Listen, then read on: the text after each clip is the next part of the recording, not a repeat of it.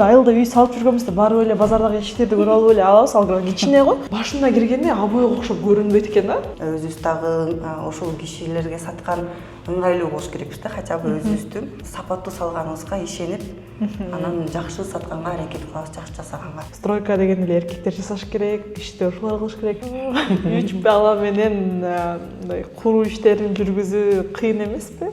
Ошого элге айтсаңыз, мындай канча примерно акча болуш керек? Башынан эдейине чейин үйдү куруп бүткөнгө чейин.